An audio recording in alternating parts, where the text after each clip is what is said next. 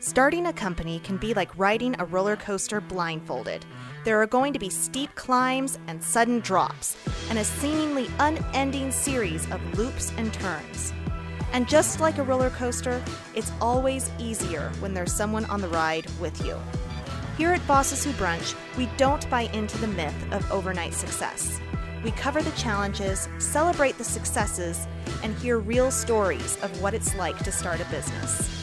I'm Chrisella Herzog, your host, and I sit down with entrepreneurs over coffee or brunch to talk about their roller coaster ride through entrepreneurship. On today's episode of Bosses Who Brunch, I talked with Cheryl Miller Houser over a phone interview. Cheryl is the co-director of Generation Startup, a documentary released in September 2016 that follows 6 entrepreneurs through their journey to starting a company. The film follows the failures and successes of these entrepreneurs over 17 months, taking viewers on a journey through the emotional roller coaster of starting a business. I talk with Cheryl today about some of the challenges that she faced in making this movie, as well as some of the things she learned from the entrepreneurs she was documenting. WhiteHat Magazine is hosting a one-night-only screening of Generation Startup in Salt Lake City on January 19th. We hope you'll join us for this special event and get to know the Wasatch Front's entrepreneurship community. Tickets and event details are available on whitehatmag.com/events. Tell us about the movie, and then what was your inspiration to make it?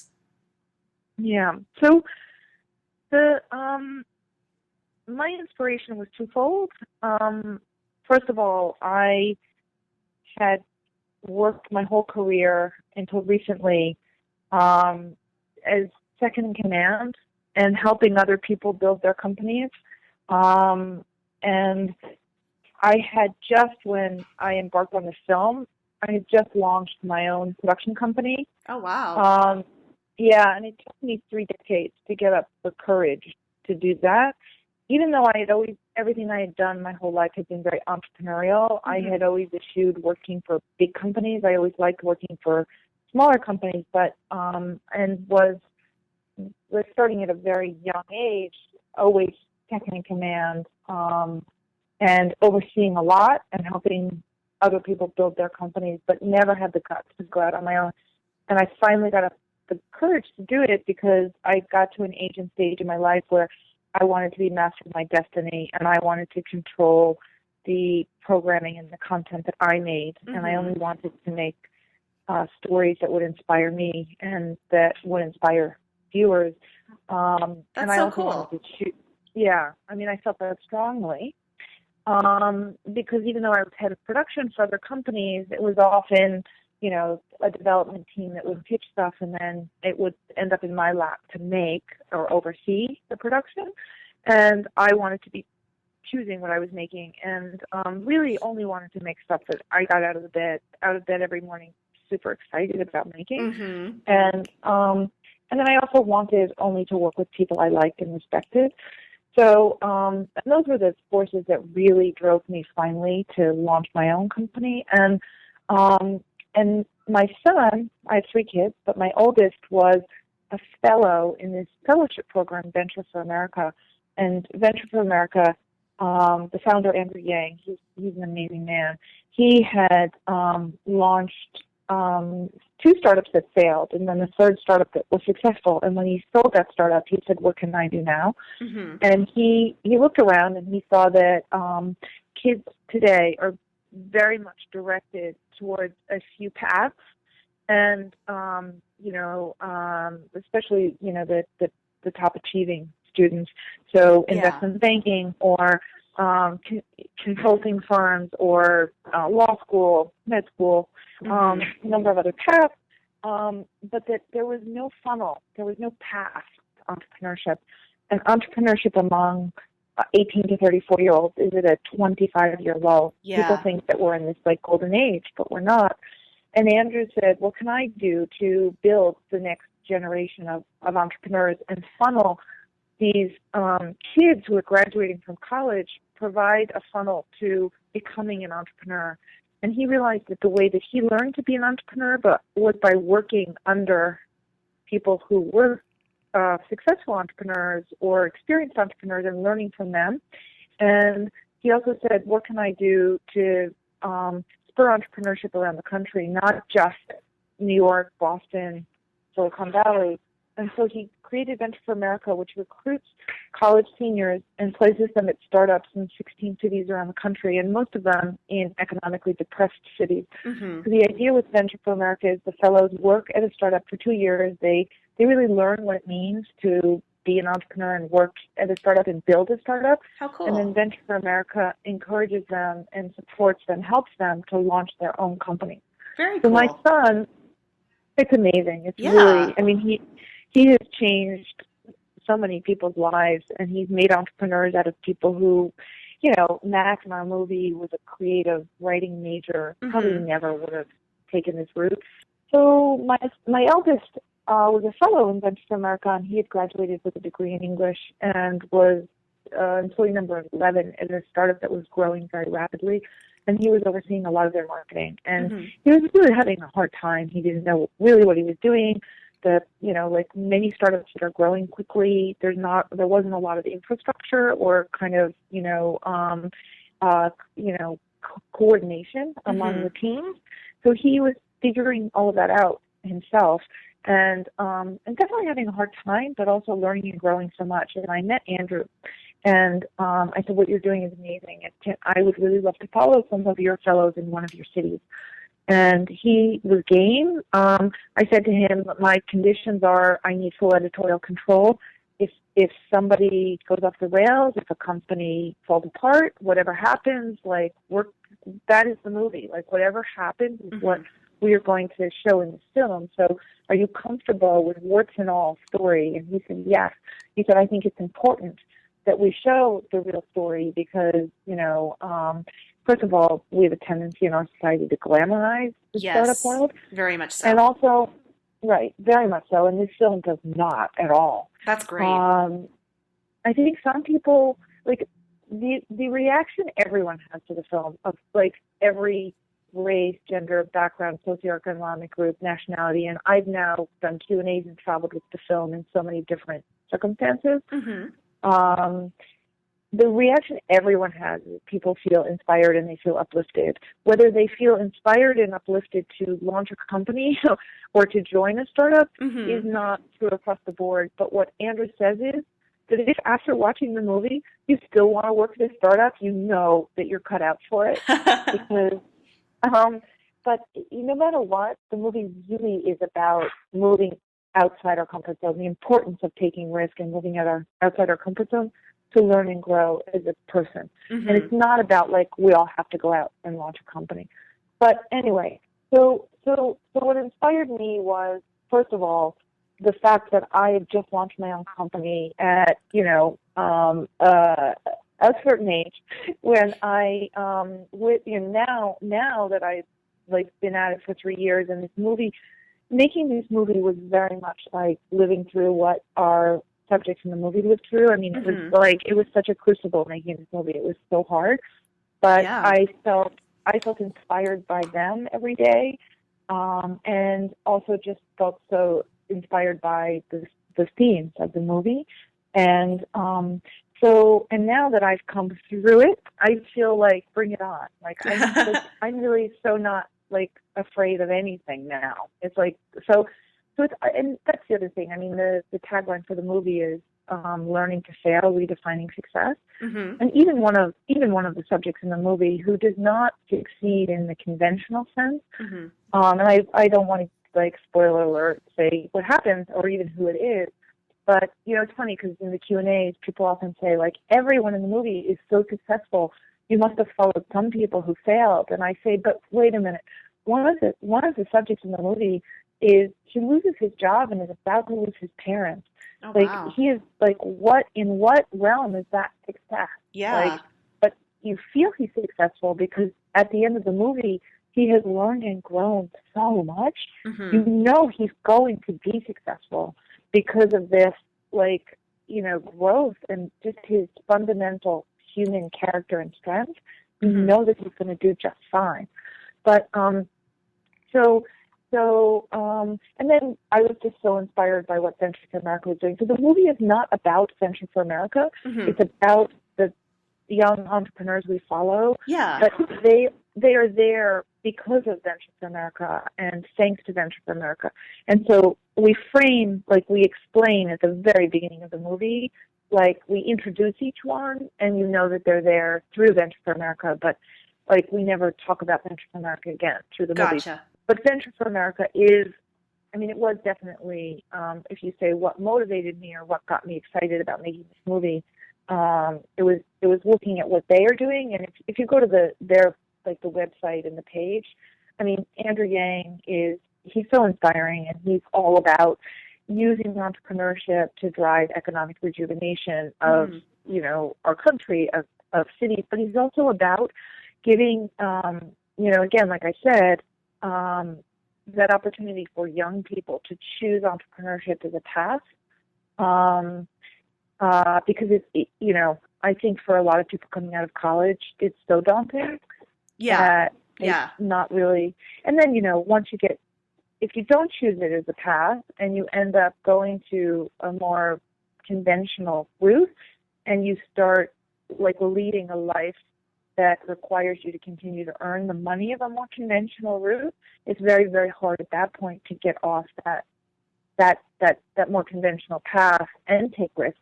Also, I mean, as Andrew says, it's not in the movie, but this is the coolest fact. Like, our brains don't stop wiring until our late 20s. Really? So what you do the first, yeah. That's very cool. So what you do the first 5 years out of college really does, in a large way, determine who you are going to become later in life. And it does, even if there wasn't this whole brain wiring thing, if you think about it, people who come out of college and end up on a more conventional path, I think it gets harder to take risks as you get older for lots of logical, practical reasons. Yeah, fascinating. And I hadn't heard of Venture for America before, so that sounds like a fantastic resource to check out. Yeah. How did you choose which entrepreneurs to follow? Did Venture for America help you with that? No, because they had no say in anything about. I was wondering. I mean, yeah. I mean, again, like my one stipulation to them and also to our sponsors, PwC Charitable Foundation and UBS, was that they had no say. None of them ever asked, like, who was in the movie, what was the movie about, which is extraordinary. I think that in the case of Andrew, he just knew that because my son was a VFA fellow, that I wasn't going to do anything that was going to be horribly detrimental. But he had no idea. Actually, when he sat down to watch the movie, he didn't even see the movie until it was finished. None of them did. Wow. He nor our two funders saw the film until it was finished. And I showed it to them, but I said, this is the movie. Like, it wasn't like, this is the movie, do you have comments? It was, this is the movie. So what we did was, so once Andrew was on board with, like, yes, I will give you full access and I have no editorial say in the movie you make. Actually, when I met with Andrew, after I met him and said I'd love to follow fellows in one of your cities, and he said, I'm game. We met, and I said I could do one of two things. You could hire me. You're the client. You pay or whatever I make, and I make what you want, and I will make you the most beautiful, like, public service announcement ever. Or you give me full access, full editorial control. You have no say over the film I make, and I promise you I will make a movie that will make people laugh and make them cry, and we will bring them on an emotional journey. But I can't tell you what's going to be in that movie. And he said, that's what I want. I want you to take viewers on an emotional journey. And so in terms of selecting the subjects in the movie, so then after I got Andrew's buy-in, I attached Cynthia Wade as co-director and went about raising the funding. And PwC Charitable Foundation was the first sponsor, and they gave us enough money so that we could get going. Great. And with Cynthia and I then had to decide, Venture for America at that point was in 14 cities. So we then first had to decide what city were we going to focus on, and then who were we going to follow in that city. And that choice did go hand in hand. So we did meet with Venture for America, and we said, okay, you're in 14 cities. Let's talk about what's going on in each city, what companies are in each city, like what mix of fellows are in each city. And Detroit it was one of the cities that had one of the largest fellow groups. And also we wanted to follow some people who were just coming out of college, but also some who had already been through this 2-year fellowship who were launching their own companies. And so Detroit had several companies that were just about to launch, founded by VFA fellows who had they'd already worked for startups in Detroit for 2 years, and they were about to launch their own companies. And also Detroit, it was still in bankruptcy when we started filming, and Detroit it's so visually rich, and the history is so rich, and film is a visual medium, so we wanted to film in a place that would be, also just like really interesting to capture. And then so once we focused on like, okay, we're going to be in Detroit, when we went to Venture for America, before the fellows go off to their cities, they do a 5-week training program. And we went to training camp, and we put everyone on tape who was going to Detroit, because there's a saying that the camera loves people, and it is true. There are just certain people who pop on camera, and we were also looking for people who would open up and who would let us in, and who would allow themselves to be vulnerable, and who would like bring the wall down, and who would share, who would allow us in on this journey. Because the film, most of all, the film is not a primer of how to launch a company. The film is the emotional journey of our subject. So we needed people who would allow us to take that journey with them. And it's very clear very early on when you put someone on camera if they are going to allow you to take that journey with them. So and then we wanted a mix. We wanted a racial mix and a gender mix and a mix of people joining startups and people launching startups. So that's how we ended up with the 6 people we ended up with. Very cool. Yeah, I'll admit that when I first heard about the movie, one of the things that really drew me to it and caught my eye was that you had a really good mix of people for the entrepreneurs, and then the fact that it was in Detroit, because that's been such a crucial story for what's happening in our country right now. I just thought the whole thing was very interesting, and I was curious how you brought all that together. Yeah, but I mean, the one thing that I am super clear about is the movie is not about entrepreneurs in Detroit, because if Cynthia and I had set out to make a movie about entrepreneurs in Detroit, it would have been a different mix of people. It is there's a local entrepreneurship scene in Detroit, which is, some of them are tech startups and a lot of them are small businesses, and there is a distinction. There is a distinction between a startup that can scale quickly and a small business, which is often more mom and pop, or not necessarily, but not necessarily a business that scales quickly. And we even make the distinction, like Dextina in the movie talks about, like, people talk about like these startups and they're sexy, but the small businesses are really important too, and they are. Yeah. And even in entrepreneurship, for instance, the number of Black female entrepreneurs in the tech and startup world is like 0.02%, but in small businesses, they're the fastest growing group of entrepreneurs. So, I mean, the movie doesn't make a big distinction between the two, but all I'm saying is that the film it follows, and again, that's part of how we frame the whole story at the very open of the movie. It's like, there's no clear path to starting a company. Venture for America is an organization that is trying to, provide a path to entrepreneurship for young people. Here are like 6 Venture for America Fellows in Detroit. So we're very clear that this is a universe we have picked from. So anyway, so the movie is about these young entrepreneurs who come to Detroit to launch or join startups. But what's happening in Detroit, in the local entrepreneurship scene, in terms of people who are from Detroit, is also super exciting. Mm-hmm. And we definitely, you get a sense of that in the movie, because the movie, I mean, Detroit is a character in the film too, and so, you know, even though the movie is very much a journey with these 6 people, they are in Detroit. So the backdrop of what's going on in Detroit is part of the story too. But the movie is about these 6 young people who come to Detroit to either join or launch startups. Very cool.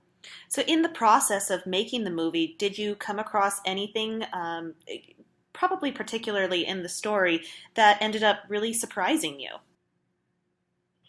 There's so much that I've gotten this question before, so I should be well versed in an answer at this point. I think that what I really came away with is that if you work hard enough at something, you're really determined, and you know, you have to be disciplined and smart about it. But I really think that it's the grit and determination more than anything else that is the difference between a successful entrepreneur and one who's not. Although that's not entirely fair, because there's so many other factors, and capital and access to capital is a huge one also. Oh, yeah. Mm-hmm. So I think that you can have grit and determination, but if you don't have access to capital or a safety net to draw from or fall back on, that's also a big thing. But mm-hmm. I just think that I was super impressed with the grit and determination and hard work of everyone we followed, and I think that and their willingness to their resilience to, like, you know, fail and fail and fail. And I don't mean fail in a big way, but mm-hmm. like, you know, Castle, one of the companies we followed, had there were 3 guys who like bought a house together, and they liked renovating a house together, which they didn't do so well. They didn't insulate the house, and it was 45 degrees all winter inside the house. Oh my gosh. Which is like a metaphor for everything. Like, they just like had no clue what they were doing with the house, and they bit off more than they could chew. And I mean, one of my favorite scenes in the movie is Max in a tent with the space heater in the living room because he's so cold that he goes into the tent with the space heater to work, because it's also where they work. It's a living working space. Like, he could have burnt down the whole house. But, yeah. Anyway, they started with, because they were 3 guys who liked, like, they thought they liked renovating a house together until they, like, kind of almost got defeated by the house. But now the house is gorgeous. The house is beautiful, and it's like, you know, wonderful. But but they like, every month we came back, they still didn't have a business plan. They didn't know what they were doing until finally they stuck with it long enough, and they came up with a business plan. And then they, like, you know, they're soaring now, and it ended up getting into Y Combinator and raising $2 million and whatever. Wow. But it was just there, like, they stuck with it. They didn't throw in the towel. And then another company we follow is Bonzo, the first ever chickpea pasta, and they couldn't get their product right, but they just stuck with it. And they just, like, they were so determined. And so, you know, what surprised me, I mean, I guess for myself, what surprised me looking back now, again, coming through it, like, as the experience of making the movie, is just how, when you move outside your comfort zone, you do something that seems so hard and so scary, and then you do it. Whether you do it well or not, like, even if you don't succeed at it, you realize, oh, nothing horrible happened. Like, I had to raise a lot of money for this film, and I was approaching people I would have never had the guts to, like, reach out to before. Mm-hmm. And in the beginning, I was, like, really scared to bother them. Like, it's all, I don't want to bother them. Or, like, why would they, like, talk to me? And then, even if they didn't give me money, like, connecting with really important and cool people and, like, seeing that they were super excited about this movie we were making, even if they couldn't give me money, I was like, wow, that wasn't so hard. Like, oh, like, now I can knock down any door, and I can probably get in and talk to anyone if I push hard enough. So again, I don't want to say if you have grit and resilience, then you'll be successful, because that's, like, it's not fair. There are a lot of people whose companies haven't succeeded and they had grit and resilience, and the company didn't succeed for reasons beyond their control. So it's not but my only point is that I guess what surprised me most of all, both through my own experiences and through watching what are the subjects in the film came through, it's basically that challenges can seem so vast and so scary, but if you face them head on, you realize, oh, like, I can do that, or, oh, that wasn't so bad, or even like, oh, I didn't do that so well, but, like, I, like, did it. And I'm proud of myself that I, like, conquered my fear, and I actually did it. So that probably was my biggest, I don't know if it's surprise or biggest life lesson in making the movie. And also in launching my own company. Yeah. I mean, a little bit of both there, I think. That's a very cool way to think about it. And as you mentioned, like, you were launching your own company in the process of this. So what were some of the challenges and some of the successes or moments that you're really proud of that you faced during this process of making a movie and launching your own company? Well, the greatest challenge in launching my own company was just getting the guts to do it, which took me like 30 years. Oh, wow. So, yeah. I mean, even like the thought of, like, I met Andrew at a breakfast, and we talked about doing, like, my, like, following fellows and doing a movie at that breakfast. And, like, I left the breakfast with a close friend of mine from college who is an executive producer on the film, and he's one of the top people in documentary distribution. And I left the breakfast, and I looked at her, and I said, Susan, like, that's a crazy idea. Like, that's such a huge project. Like, I can't really make, like, a movie following CFA fellows, like, for 2 years, or a year and a half, a year, whatever. Really? Could I? And she looked at me and she said, of course you can. Like, even just like that, like I launched my own company to make projects that inspired me. And then, like, this was such a massive undertaking, this film. And so, it's a little bit like the house, like Max says about the house, like they bought that house for $8,200 at auction. It was a total, like, it was in shambles. And he's he says, had we realized what we were undertaking, we never would have done it, because it was like, if you stop and you think about all the work that's involved and what you have to actually do it, you would never do anything cool ever. Because one of the greatest challenges was just like getting up the courage to launch my own company, and then in this movie, getting up the courage to, like, say, okay, this is a massive undertaking. I'm going to have to raise a ton of money, and, like, following, like, people over the course of a year or two.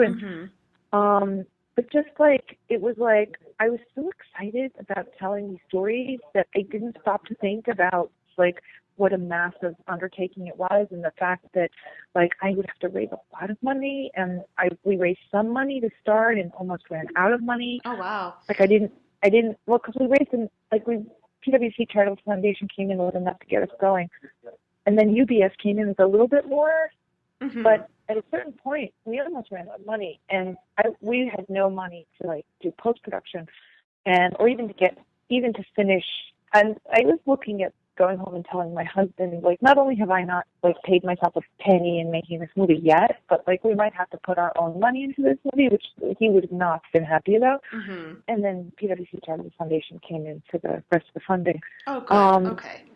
Yeah, that was good. I mean, that was great. But still, it was a bit like Castle, who, like, really did run out of money and almost had to fold because they, like, but then they raised. One of the, like, very concrete challenges was, like, we would go back and film for a week every 4 to 6 weeks, and we were tracking the stories.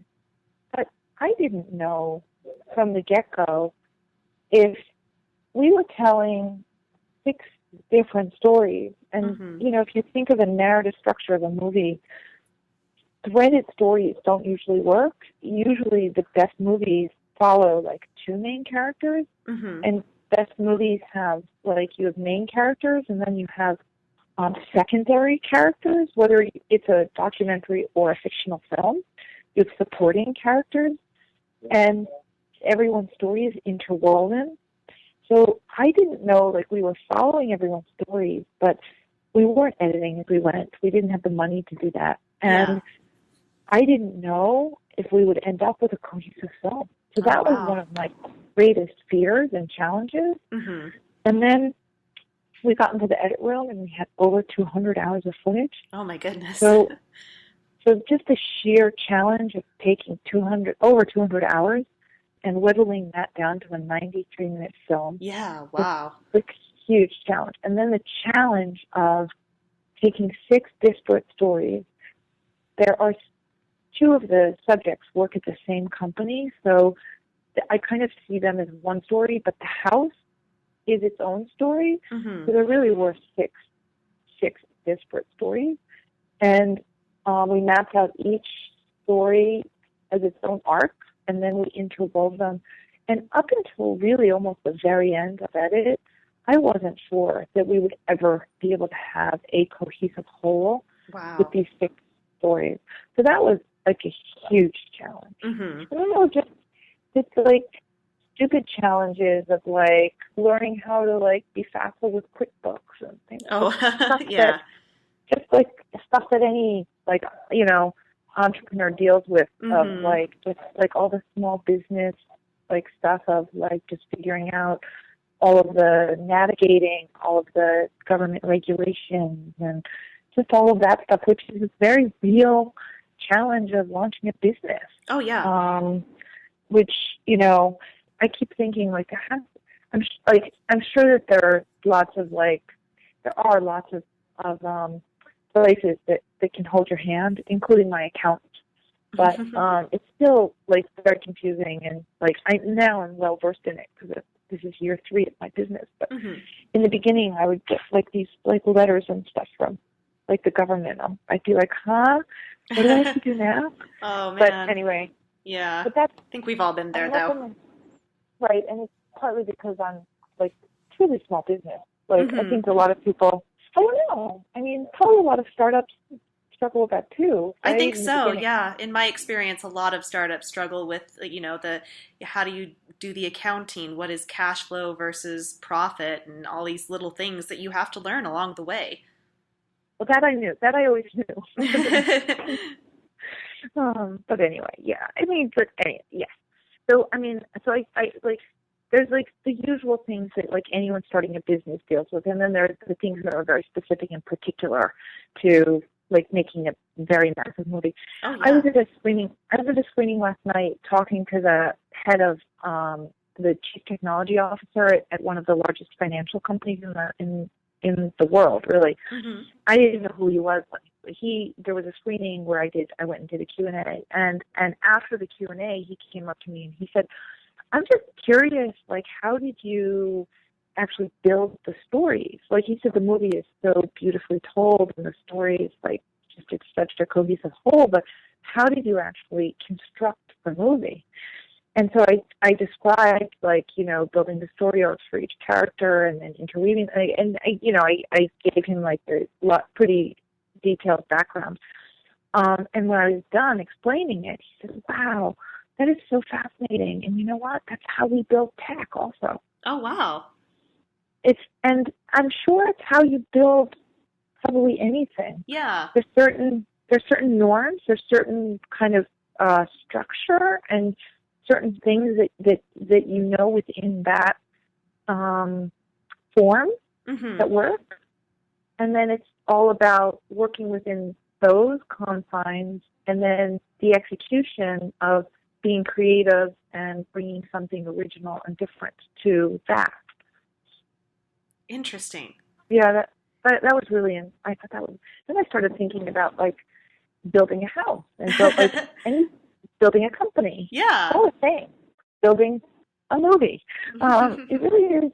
I mean, I oversaw a gut renovation once, and it really was like overseeing a huge movie or overseeing a huge TV series. It was the same process, actually. That's so interesting to think about. I love those comments. I can't wait to have the screening here and, bring our community together to watch it. I'm really looking forward to that. Yeah. And what's been really amazing about the movie is there have been communities like all over the country, the U.S. and Canada, these public screenings where people come together from the entrepreneurship community. And after those screenings, it was like entrepreneurship group therapy. Oh, I love that. It's like, it's amazing the number of communities like where somebody like you guys like are either through a tug screening or where somebody licenses the film and then does the screening, and then often usually hosting their own panels and Q&As, including sometimes with like mayors of the city, and where people are coming together and talking about, whether it's the emotional journey of entrepreneurship or like how can we help spur entrepreneurship here in our community, how can we provide services, how can we provide emotional support, because being an entrepreneur can be so lonely and so difficult.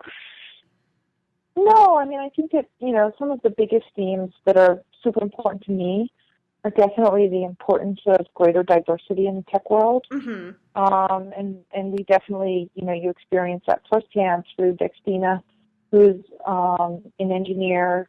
She grew up in poverty.